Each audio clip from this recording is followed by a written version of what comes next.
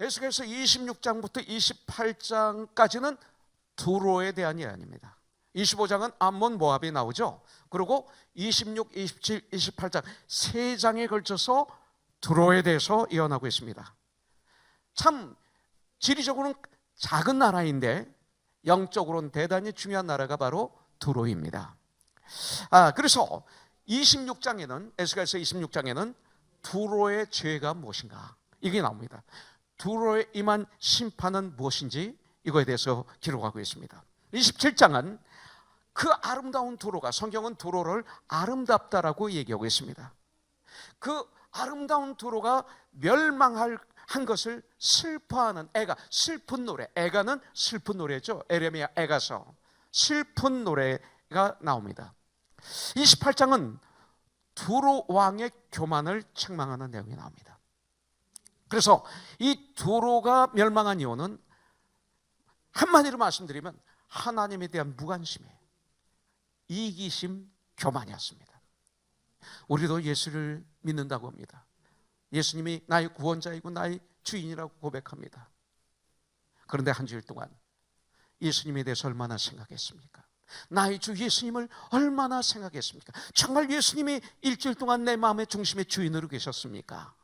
정말로 매 순간 나의 영원한 삶을 죄에서 사망에서 생명으로 옮겨주신 구원을 받았지만 내가 이 땅을 사는 동안 매 순간 주님만이 나를 삶의 현장에서 구원할 수 있는, 내 언어를 구원할 수 있는, 나의 생각을, 나의 삶을 다 구원해 줄 수 있는 유일한 분으로 모시고 매 순간 호흡처럼 주님과 동행하는 일주일의 삶을 살아는지요. 우리는 두로는 왜 망했으며 멸망해 주는 교훈은 무엇인가? 26, 27, 28장을 통해서 말씀하십니다. 두로보다 시돈이 먼저 건설되었어요. 그리고 두로가 나중에 건설되었습니다. 그렇지만 나중에 이 두로는 아주 강한 나라가 되었습니다. 그리고 부강한 나라가 되었습니다. 그래서 물질이 많았기 때문에 권력도 있었던 나라였습니다. 그래서 나중에는 두로가 시돈보다 더 중요한 도시가 된 거죠. 이 두로는 역사적으로 굉장히 오래된 도시입니다. 나라입니다. 지중해 연안, 그러니까 이스라엘이 이렇게 지도가 있으면 지중해 연안 이 북쪽에 두로가 건설되었습니다.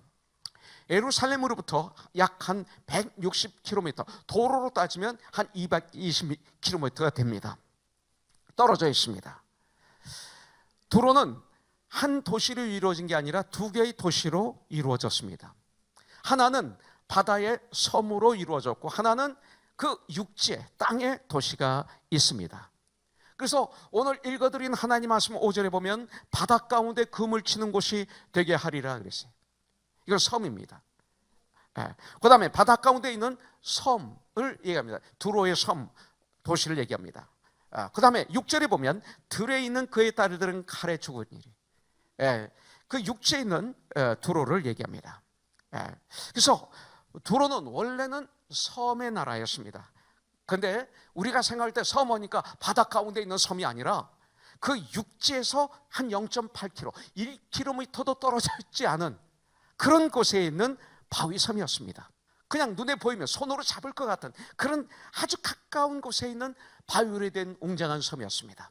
전체가 바위이기 때문에 아주 거기다 성을 세웠기 때문에 강한 성이었습니다. 그리고 배로 움직여야 되기 때문에 정말 강대한 나라들이 이 나라를 점령한다는 것은 그렇게 쉽지 않았습니다. 그렇기 때문에 이스라엘이 세워진 후에 한 번도 이스라엘은 두로를 이긴 적이 없습니다.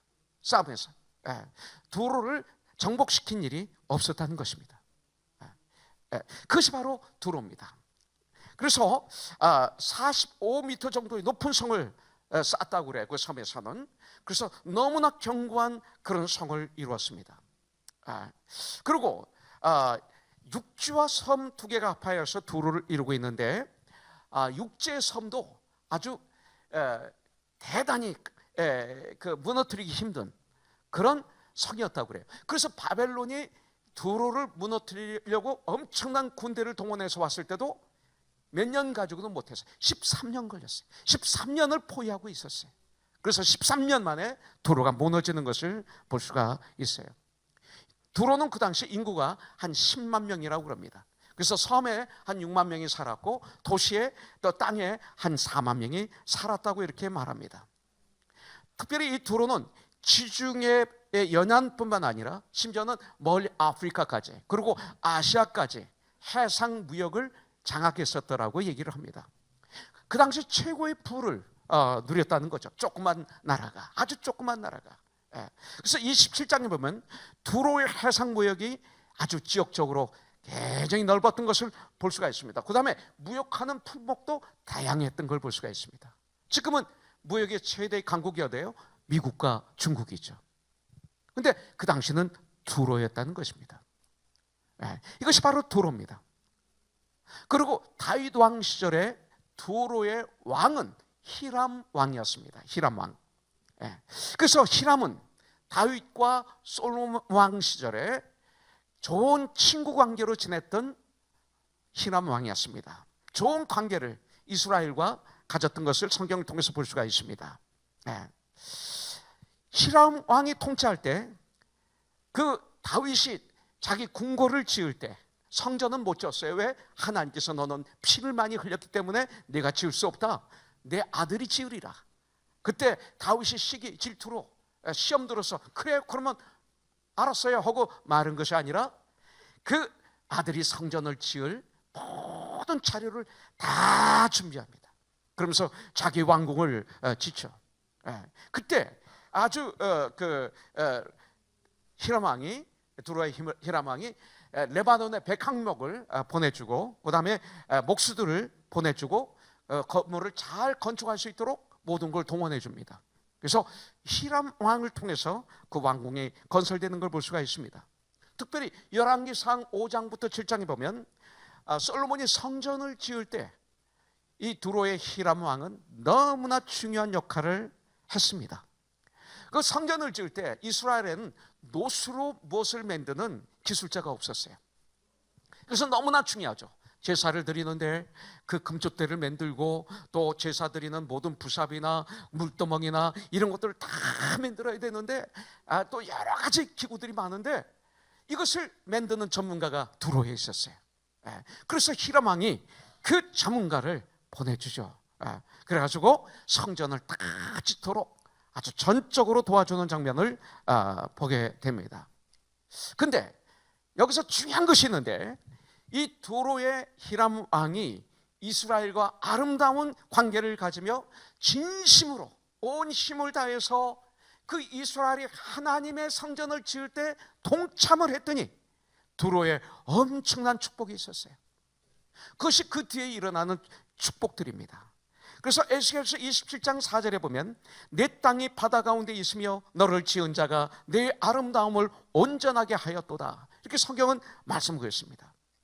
두로를 흠이 없는 아름다운 도시라고 성경은 묘사하고 있는 것을 볼 수가 있습니다. 심지어는 두로 왕 히람은 섬과 육지 사이를 잇는 다리까지 만들었다고 그래요. 그 당시 다리를 만드는 거예요. 엄청난 일을 한 거죠. 그만큼 부강했던 것을 볼 수가 있습니다. 그리고 성경에는 그 두로의 그 아름다움이 온전하다 이렇게까지 표현하고 있는 것을 볼 수가 있어요. 그런데 문제는 히람 왕이 죽고 난 다음입니다. 저와 여러분들의 문제는 우리 자녀들입니다. 우리 자녀들에게 무엇을 줘야 될 것인가? 그래서 중고등부 수련회를 간 거예요. 여러분들의 자녀를 보내신 분들은 아주 잘하신 겁니다. 과거에는 우리가 몰라서 연약해서 실수도 많이 했지만 요 근래는 참 철저히 기도로 준비하고 같이 올라가는 선생님들이 너무나 건강하고 그렇습니다. 바로 이것 때문에 하는 것입니다. 여러분들 히람 왕이 죽고 난 다음에 그 아들들끼리 보통 왕은 아들들을 많이 낳습니다. 그 왕비가 있고 후궁들이 있었기 때문에 아주 많은 자녀들을 낳죠. 이 왕위를 놓고 서로들 죽이고 죽이는 이런 무서운 사건이 그 가정에 일어나게 됩니다. 그래서 왕들이 많이 바뀌었습니다. 에스겔이 예언하는 그 당시에는 두로 왕은 옛바알 3세였습니다. 옛바알 3세, 옛바알 3세. 그래서 9세기 중반에 아합의 부인이 누구예요? 이스라엘 왕 이스라엘이 두 개로 나눠졌죠. 남왕국, 북왕국. 남왕국은 유다라고 그러고 북왕국을 이스라엘이라고 그럽니다. 남왕국은 그 다윗의 후손이 계속 왕이 이어지고 나중에 거기서 예수님이 태어납니다. 그러나 북왕국은 왕이 막 바뀝니다. 막 바뀝니다. 그런데 그때 아합이 결혼을 했는데 누구하고 결혼하게 되냐면 엣바알 3세, 엣바알 1세의 딸, 그러니까 두로의 공주와 정락 결혼을 하게 됩니다. 정락 결혼을. 그래서 그때부터 이스라엘은 엄청난 저주 속으로 빠져들어가는 것을 볼 수가 있습니다. 그러니까 이세벨의 아버지가 엣바알 1세입니다. 그리고 에스겔이 이 말씀을 선포할 때 엣바알 3세였어요. 그를 영적인 후손이다 이렇게 봅니다. 왜냐하면 피는 아니기 때문에 그의 후손은 아닙니다. 그러나 영적인 후손이라고 얘기할 수가 있습니다. 엣바알이란 뜻은 뭐냐면 바알 신이 나와 함께한다 이런 뜻입니다. 나에게는 바알이 함께하는 사람이다 이런 뜻이 있습니다. 풍요의 신이 나와 함께한다. 바알 신이 뭡니까? 귀신의 신입니다. 귀신의 신이 나와 함께한다. 우리 예수 믿는 우리들이 여러분들 나는 바알 신이 함께하는 사람이다 우리는 얘기하지 않죠. 그러나 이렇게 얘기하면서 사는 분들이 많습니다. 예수님이 진정 구원자가 아니고 주인이 아니고 메시아가 아닌, 입으로는 그렇게 얘기하지만 나의 삶의 현장에서는 물질이 나의 하나님이고 권력이 나의 하나님이고 나의 자녀가 나의 하나님이고 내가 나의 하나님이라면 그것은 엣바알, 바알이 나와 함께한다. 나는 귀신이 나와 함께한다 이런 뜻입니다. 우린 절대 그러면 안 됩니다. 하나님이 함께 하시는 사람이 되기를 주님의 이름으로 축복합니다. 그 다음에 결혼이 이렇게 중요한 걸 볼 수가 있어요. 정략 결혼을 했습니다. 이세벨과 결혼함으로 말미암아 성경 역사상 아합 왕 하면 저주받은 사람입니다. 그런데 그렇게 되게 만든 사람이 이세벨 왕비입니다. 이세벨은 바알 신을, 아세라 신을 아주 극심하게 섬겼습니다. 풍요의 신을 극심하게 섬겼습니다. 아주 악한 여인이라고 성경 기록이 되어 있습니다. 이세벨 그 왕비를 생각하면 떠오르는 이야기가 있죠. 이스라엘의 수도는 사마리아, 유다의 수도는 남왕국의 수도는 예루살렘이었습니다. 이스라엘의 수도인 사마리아에 바알 신전을 크게 지었습니다. 그것이 이세벨의 행적이고 그의 역할이었습니다. 그리고 아세라 신상을 세워놓고 그 다음에 바알 선지자 450명, 아세라 선지자 400명, 850명을 세우고, 이스라엘 사람들입니다. 그들이 누구든지 원하면, 그리고 이세벨의 마음에 들기만 하면 다 세웠습니다. 그리고 나라에서 풍부한 물질을 줍니다.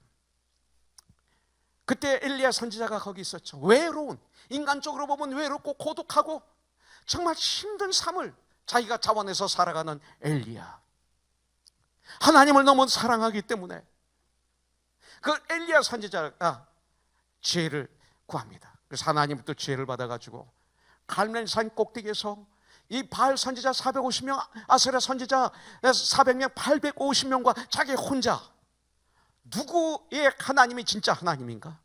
바알 신이 살아있는 하나님인가? 여호와 하나님이 살아계신 하나님인가? 우리 시합하자. 그래서 기도의 시합을 하게 됩니다. 그래서 그 자리에서 엘리야 선지자는 만일 치면 그냥 끝나는 것입니다, 인생이. 그런데 살아계신 참신이신 하나님의 놀라운 역사를 거기서 드러내는 거죠. 그리고 결국은 850명의 바알 아세라 선지자들 다 죽이는 놀라운 역사를 일으키게 됩니다. 그것이 열왕기상 18장에 기록이 됐습니다. 이것이 바로 갈멜산의 영적인 대결입니다. 저와 여러분들에게 정말 예수가 내 안에 계신다면 우리의 삶 가운데 언젠가는 갈멜산의 영적인 대결이 누구에게나 다 있습니다. 누구에게나. 바벨론은 예루살렘을 멸망시킨 후 예루살렘에서 한 160m, 킬로미터 떨어진 어떤 분은 220km라고 그러는데 떨어진 두로와 전쟁을 하는데 요새화된 두로, 이것을 뚫지 못해 13년 동안 포위하다가 결국 두로가 멸망당하는 걸 볼 수가 있습니다. 그래서 이사야서 23장 5절부터 7절에 보면 두로를 가리켜서 이렇게 말하고 있습니다. 그 소식이 애굽에 이르면 그들이 두로의 소식으로 말미암아 고통을 받으리로다. 너희는 다시스로 건너갈지어다. 해변쯤이나 너희는 숲이 부르질지어다. 이것이 옛날에 건설된 너희의 희락의 성, 곧 그 백성이 자기 발로 먼 지방까지 가서 머물던 성읍이 아니냐. 그래서 희락의 성, Your city of revelry. 희락이 사라졌어요. 우리의 삶 속에서 이 희락이 사라지면 내가 가지고 있는 그 모든 것은 아무것도 아니에요. 그렇죠? 이게 진리예요. 에스겔서 26장 13절부터 14절에 보니까 여기서 두로를 뭐라고 얘기합니까? 내가 내 노래 소리를 그치게 하며 내 수금 소리를 다시 들리지 않게 하고 너를 맨 바위가 되게 한즉 맨 바위가 되게 한즉 내가 금을 말리는 곳이 되고 다시는 건축되지 못하리니 여호와께서 말하였음이니라. 다시 주 여호와의 말씀이니라. 이렇게 말씀하겠어요. 다시는 두로의 노래 소리가 들리지 않습니다. 그 소리 뭐예요? 슬픔과 애절함 소리만 있다, 이 소리입니다. 여러분들 가정에 어느 날 갑자기 웃음이 없어지고 기쁨이 사라지고 근심, 걱정, 고민, 분노, 그런 불만으로 가득 찬 적이 있었죠. 그때 어때요? 그때 모든 내가 가지고 있는 모든 것들이 아무 소용이 없어요. 여러분들 다시는 노래소리와 수금소리가 들리지 않았어요. 다시는. 네. 그리고 두로의 성벽은 완전히 파괴됐어요. 망대는 헐려지고 말았어요. 파수꾼이 앉아서 그 적군을 볼 수 있는 이 파수대는 헐려버렸어요. 그래서 두로가 건설된 반석은 맨바위가 됐어요. 아무것도 없어요. 그 화려했던 게 다 없어지고 맨바위가 되어서 이제는 어부들이 그물을 말리는 그런 장소가 되고 말았어요. 내가 그러면 안 되죠. 두로는 바벨론에서 철저히 망하고 포로로 끌려갔습니다. 그래서 70년 동안 여러분들 바벨론에서 유다 백성들과 함께 포로 생활을 했습니다. 이사야 선지자가 70년 동안 잊힌 세월을 보내리라고 이사야에서 23장에서 말씀하셨죠. 하나님은 이사야를 통해서. 그런데 그 70년 뒤에 유대 백성이 예루살렘에 돌아오면서 두로 백성도 다시 두로에 돌아오게 됩니다. 돌아와서 이들은 무역을 다시 재개합니다. 이익을 얻게 됩니다. 근데 이번에는 아주 놀라운 일이 생겼습니다. 이사야서 23장 18절에 보니까 그 무역한 것과 이익을 거룩히 여호와께 돌리고 간직하거나 쌓아두지 아니하리니 그 무역한 것이 여호와 앞에 사는 자가 그 성전을 섬기는 제사장들과 레위인들이 배불리 먹을 양식, 잘 입을 옷감이 되리라. 야, 두로가 이런 일을 했어요. 두로 같은 이방인이 제사장들이 잘 먹을 수 있도록 성전을 잘 섬길 수 있도록 물질을 드립니다.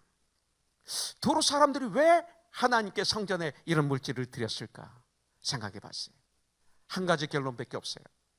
그들은 바벨론의 포로로 잡혀가서 70년 동안 유다 백성들과 유다 제사장들과 유다 그 레위인들과 함께 포로 생활을 함께 했습니다. 근데 함께하는 가운데 유다 백성들에게 영향을 받아 믿음이 생겼던 것 같습니다. 두로의 역사를 왜 말합니까? 두로가 이스라엘에게 잘할 때에는 여러분들 번창했습니다. 하나님께 잘할 때는 번창한다는 거예요. 잘못할 때는 망했다는 것을 27, 28장에서 알려주는 거예요. 이것을 우리가 배워야 돼요. 우리의 흥망성쇠는 잘 되고 못 되는 모든 것은 여러분들 우리 주변 사람들에게 에스겔서 29장 6절 말씀대로 이스라엘 백성들은 갈대 지팡이와 같은 애굽을, 이스라엘이 의지하는 애굽은 갈대 지팡이다 이거예요. 애굽을 그렇게 의지했어요. 하나님을 의지하는 게 아니라 하나님의 백성인 이스라엘이 애굽을 그렇게 의지했어요. 근데 그 너희들이 애굽을 의지하는데 그 애굽은 갈대 지팡이와 같다. 딱 잡으면 부러지고 꼭 잡으면 튀어서 오고. 여러분들, 애굽은 이스라엘에게 갈대 지팡이 같은 존재인데 애굽을 죽어라 의지했던 그들, 이 시대 우리는 어떻습니까? 모든 흥망성쇠의 열쇠는 애굽에게 있는 것이 아닙니다. 바로에게 있는 것이 아닙니다. 그 당시 최강대국인 애굽에 있었던 것이 아니라 바로에게 있었던 것이 아닙니다. 바로가 스스로 말하죠. 에스겔서 29장 3절에 보니까 스스로 말하기를 나의 이 강은 내 것이라, 내가 나를 위해서 내가 이 강을 만들었다. 어떻게 강을 만들어요? 바로가 교만해지면 이렇게 되는 거예요. 세상적인 눈으로 볼 때는 애굽은 나를 도와줄 것 같죠. 왜? 애굽의 왕의 공주와 결혼도 했으니까. 솔로몬이 눈으로 볼 땐 그가 도와줄 것 같죠. 그러나 절대 아닙니다. 나를 정말로 도와주시고 나를 인도하시고 나를 구원하시는 분은 오직 믿음의 주여 나를 온전케 하시는 예수 그리스도, 나를 위해서 십자가에 온 피 한 부를 쏟으시고 나를 대신해서 죽어주신 사랑의 예수님에는 없는 줄 분명히 믿습니다. 애굽은 오히려 내가 도와줄 대상입니다. 돈은 있습니다. 권력은 있습니다. 그렇지만 내 눈에는 불쌍하게 보여야 됩니다. 내가 전도의 대상, 내가 전도해야 되는 대상입니다. 최강의 나라 왕인 그 당시 여러분들 요셉이 애굽의 국무총리가 되고 난 다음에 온 가족을 데리고 애굽으로 옵니다. 그리고 바로 왕 앞에 자기 아버지를 소개하죠. 이건 언어 중에 언어입니다. 어느 시골에 양을 치는 목자가, 그리고 애굽에서는 그 목자를 아주 천하게 여겨서 밥을 같이 먹지 않습니다. 그 목자가 요셉 때문에 바로 왕 앞에 서는 거예요. 나 같은 죄인이 예수 때문에 하나님 앞에 서는 거예요. 네. 그런데 거기서 야곱이 어떻게 합니까? 이스라엘이 그 엄청난 권세를 가진 그 왕을 오히려 축복하고 나옵니다. 도와주세요, 도와주세요, 돈 좀 주세요, 집도 하나 주세요, 땅도 주세요 아니라 오히려 예수의 이름으로, 하나님의 이름으로 그를 축복하고 나오는 야곱. 이것이 이 시대의 우리 그리스도인이 아니겠습니까? 여러분들, 이것이 능력입니다. 이것이 재산입니다. 흥하고 망하는 것은 오직 하나님에게 있습니다. 우리를 괴롭히는 사람이 있다면 그들을 바라보지 마십시오. 그들을 통해서 주님을 바라보십시오. 믿음의 주여 나를 온전케 하시는, 나를 도와주시는, 나를 구원하시는, 나와 함께 하시는 하늘과 땅의 권세를 가지신 예수의 이름으로 그 문제를 바라보면 역사가 일어납니다. 두로의 부와 세력과 권력은 도리어 주의 강한 나라들이 사막 오아시스 옆에 유일하게 그 물 때문에 자라고 있는 과일, 나무, 거기에 열려있는 막 익어서 따먹어들 그런 과일과 같아서 주위 사람들에게 그 열매와 같은 역할을 했어요. 실컷 벌어가지고 주위 사람들만 좋게 한 거죠. 결국 두로는 바벨론에게 멸망하고 알렉산더 대왕에게 멸망당하고 완전히 부와 권력 다 없어지고 일장춘몽이고 모두 강탈당하고 나라는 사라지고 말았습니다. 두로가 멸망한 이유가 이겁니다. 여러분들, 암몬 모압 족속은 이스라엘의 그 백성들의 종교적인 멸망을 보고 기뻐했습니다. 두로는 예루살렘이 멸망하자 경제적 이익을 생각하며 대단히 기뻐했습니다. 이거 하나만 우리가 잡아도 승리하는 거예요. 우리 지체들의 아픔이 기쁨이 되면 안 됩니다. 그 아픔에 같이 동참해서 같이 아파하는 코너스톤, 이게 예수님의 마음입니다. 여러분들, 돈과 부요, 인기, 명예, 권력 좋은 것입니다. 그러나 잘못하면 하나님으로부터 떠나게 만드는 무서운 독이 될 수도 있습니다. 두로의 이야기가 26, 27, 28 세 장이나 기록된 이유는 하나님보다 돈과 그 잘되는 것만 좋아하는 사람은 잘못 교회 나가면 이렇게 되죠. 두로와 같은 그런 인생의 결말이 된다는 것을 알려주는 것입니다. 하나님 위에 돈이 올라가게 되면 돈 때문에 망할 것입니다. 그러면 돈 때문에 멸망이 온다는 것을 주님은 두로를 통해서 우리에게 알려주고 계십니다. 여러분들, 본문을 하늘에 쓰는 거예요. 물질을 귀하게 쓰시라는 거예요. 귀하게 주님이 주신 시간을 사용하라는 거예요. 귀하게 나의 마음을 주님의 영광을 위해서 사용하라는 거예요. 억지로 하지 마시고 무엇보다 내 마음을 잘 말씀으로 기도로 잘 관리하여 세월을 아껴 귀하게 주님의 영광을 위해서 나의 모든 드리는 삶을 살게 될 때 내 주의 하나님 나라가 임하는 거예요. 나의 주 예수 그리스도의 이름이 나를 통해서 주의 존귀함을 받으시게 되는 거예요. 그들이 주님을 여호와 하나님이신 줄 알게 되는 거예요. 이것이 축복입니다. 나의 주 예수 그리스도. 할렐루야. 아멘.